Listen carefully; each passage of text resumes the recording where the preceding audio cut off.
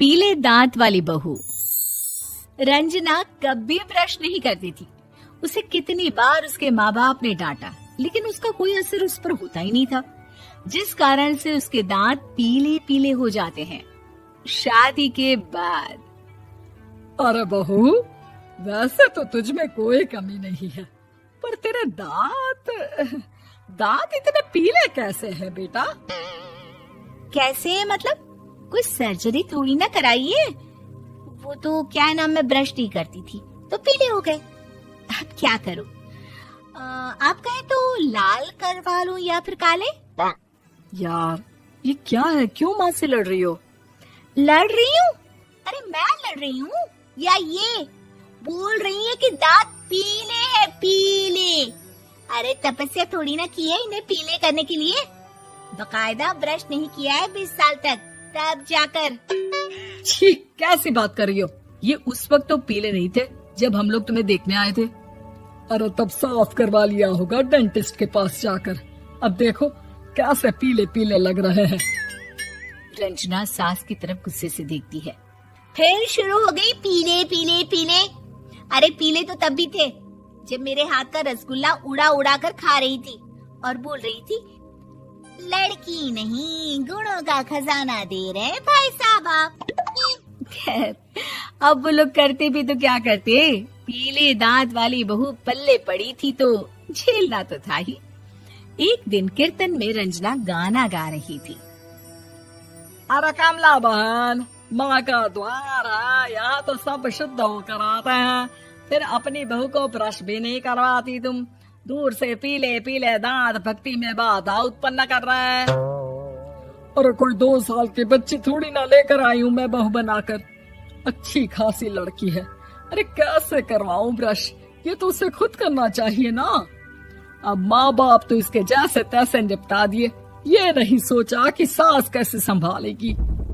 सास बहू को लेकर घर आ जाती है, लेकिन सोच लेती है कि अब इसे लेकर कहीं नहीं जाएगी। अगले रोज बहू कहती है, अरे क्या हो गया, मंदिर नहीं जाना क्या? कीर्तन का वक्त हो रहा है। मेरी मधुर वाणी से कान्हा जी जागते हैं और सोते हैं।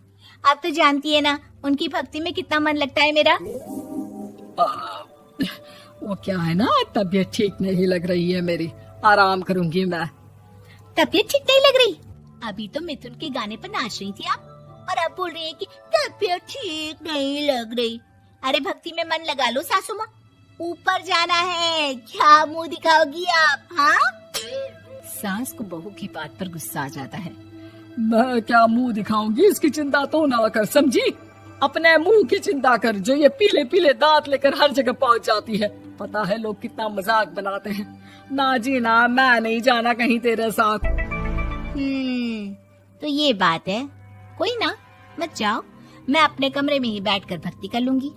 ऊपर वाला दांत थोड़ी ना देखता है, मन देखता है, भावना देखता है। और अरे बस बस, तू सब कुछ दिखा, बस ये सफेद चमकदार दांत ना दिखाना किसी को, है? जा यहाँ से। बहू को सास की बात का कोई फर्क नहीं पड़ता, वो तो जैसी थी वैसी ही रह जाती है। सुबह नहाकर किचन में खाना बनाना, फिर खाना खाना, कीर्तन भजन करना और सो जाना। एक दिन, माँ जी मैं सहेली के घर जा रही हूँ, शाम को लेट आऊंगी। हाँ हाँ तो जाना, मैंने कौन सा तेरी आरती करनी है घर पर बैठकर। रंजना सहेली के घर जाती है, जहाँ वो पार्टी में जाने की तैयारी कर रही होती है। अरे शिखा, कहाँ जाने की तैयारी कर रही है? मैं गलत वक्त पर आ गई क्या? अरे नहीं यार, उल्टा सही वक्त पर आई है। मैंने ये साड़ी और ज्वेलरी निकाली है यार, शाम को इनके ऑफिस की एक पार्टी में जाना है। बताना कैसा लग रहा है ये सब?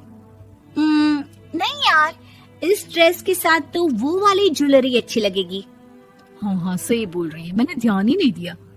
वैसे तो हमेशा से मस्त फैशन सेंस रखती है। तो बड़ा जाती होगी ना पति के साथ पार्टी में।